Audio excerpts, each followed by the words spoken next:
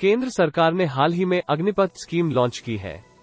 इसके जरिए सैनिकों, नौसैनिकों और वायु सैनिकों को रिक्रूट किया जाएगा। इस स्कीम को अग्निपथ नाम दिया गया है और इसमें जिन जवानों को रिक्रूट किया जाएगा उन्हें अग्निवीर कहा जाएगा। इन जवानों को 4 साल के लिए रिक्रूट किया जाएगा।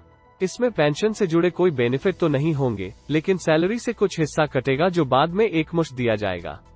4 साल बाद 25% सैनिकों को ही स्थायी तौर पर नियुक्ति दी जाएगी। सेना में बैलेंस बनाए रखना चैलेंज होगा। इस नई रिक्रूटमेंट पॉलिसी को लेकर देश भर में हल्ला मचा हुआ है। हालांकि अब यह आर्म्ड फोर्सेज पर है कि वे न सिर्फ इसे लागू करें बल्कि एक एडवांटेज के तौर पर लें। इस स्कीम के कुछ फायदे और कुछ चुनौतियां हैं। अब आर्म्ड फोर्सेज को बिना बैलेंस बिगाड़े चुनौतियों को स्वीकार करना है। फायदे की बात करें तो अब हर 4 साल में 3/4 हिस्सा रिटायर हो जाएगा। इनकी जगह नए जवान आ जाएंगे जिनकी उम्र 17.5 साल से 23 साल के बीच होगी।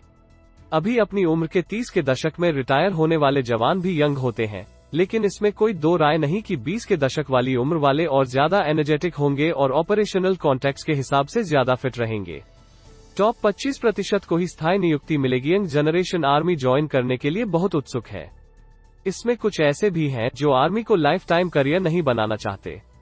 उन लोगों के लिहाज से भी यह स्कीम बढ़िया है। दूसरी अहम बात यह है कि इससे जूनियर लेवल पर बेहतर लीडरशिप डेवलप होगी, क्योंकि सिर्फ टॉप 25% को ही स्थायी तौर पर नियुक्त किया जाएगा और टॉप 25% में आने के लक्ष्य से अग्निवीर अपना सर्वश्रेष्ठ देंगे। एक तरह से यह उनके लिए मोटिवेशन का काम करेगा। डिफेंस बजट का 80% सैलरी पेंशन में जाता है। भी डिफेंस बजट का 80% सैलरी और पेंशन में ही जाता है।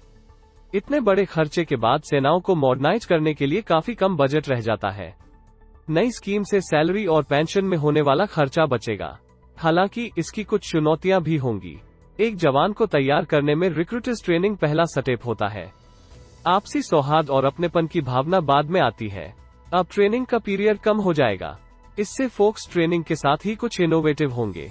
4 साल के बाद जवान अपने फ्यूचर को लेकर फिक्रमंद हो सकता है, लेकिन एक डिसिप्लिन और मोटिवेटेड कैंडिडेट एम्प्लॉयमेंट ढूंढने में दूसरे कैंडिडेट्स के मुकाबले ज्यादा सक्षम होगा। फिर भी जॉब की कोई गारंटी तो नहीं दी जा सकती। हालांकि सरकार इन जवानों को पैरामिलिट्री और सेंट्रल आर्म्ड फोर्सेज में प्रेफरेंस दे तो यह अच्छा होगा। यह विन विन सिचुएशन होगी, क्योंकि जवानों को जॉब मिली जाएगी और फोर्सेज को ट्रेन सोल्जर। युवाओं को रोजगार के मौके देना जरूरी होगा। इसके जरिए सरकार की मंशा सोसाइटी में एक्स सोल्जर्स का फैलाव करने की भी है। इससे सामाजिक गुणवत्ता बढ़ने की संभावना है, लेकिन ऐसा करने के लिए जरूरी है कि इन युवाओं को रोजगार के सही अवसर दिए जाएं, वरना एक बेरोजगार ट्रेन सोल्जर सोसाइटी के लिए खतरा भी बन सकता है। अग्निवीर को एक फुल टाइम सोल्जर की तरह सौहार्द, लॉयल्टी और मोटिवेट करना भी चुनौती हो सकती है। जवान अपनी पलटन की इज्जत और नाम यानी रेजिमेंट, नमक मतलब देश और निशान मतलब पलटन का झंडा के लिए जान दे देता है। हालांकि मुझे यकीन है कि सेना का नेतृत्व असाधारण गुणवत्ता वाला है और वे बहुत ही जल्दी नई परिस्थितियों में खुद को ढाल लेंगे। जरूरत पड़ने पर सरकार मध्यक्रम में सुधार करने के लिए भी सहमत है। यह स्वागतयोग्य कदम है। नए रिफॉर्म का स्वागत करते हुए इन्हें आजमाना चाहिए। जरूरत पड़ने पर संशोधन किए जा सकते हैं। सेना के नेतृत्व पर इसे बिना बैलेंस बिगाड़े लागू करने की बड़ी जिम्मेदारी है, क्योंकि दोनों पड़ोसी हमारे लिए चुनौती हैं, जो न्यूक्लियर पावर से लैस हैं। यह लेख कश्मीर में सेना के पूर्व कोर कमांडर रहे सतीश दुआ ने लिखा है। वे chief of integrated defence staff के पद से रिटायर हुए हैं।